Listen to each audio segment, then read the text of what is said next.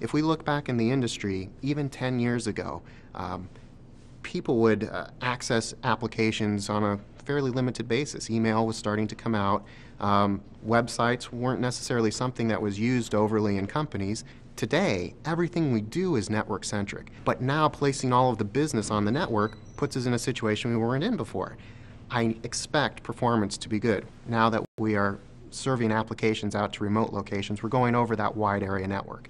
And that wide area network is fundamentally different from what we have in the offices, the local area network. If you have two very distant places, you're going to have a latency problem.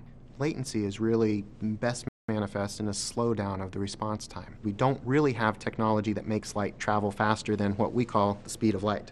But we can change the way that data goes back and forth. And this is really how Expand addresses the problem. For example, instead of having a request going between client and server and going back and forth 1,000 times, let's change the way it flows and stack up several of these pieces together and just go back and forth 10 times.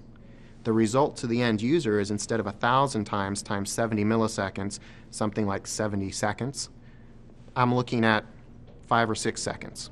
Quick definition of congestion: more traffic, more network traffic trying to get across the network than it can possibly transport at one time. Congestion is addressed by two technologies we would call QoS. First of all, is prioritizing. Make sure what's important to your business is also important to the network.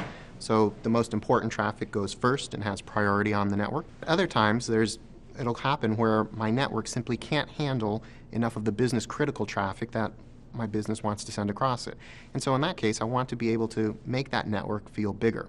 I can do that by compressing the data coming across. There's other technologies such as caching and the like, where I've seen this before. I don't have to send this piece of data across, and on the other side, I just signal to let it be inserted at the appropriate place. That's a great technology. That's, to the end user, feels like, wow, we want our customers to feel that our product is going to bring value for them, is hopefully strategic for them, and at the end will be there for a long time.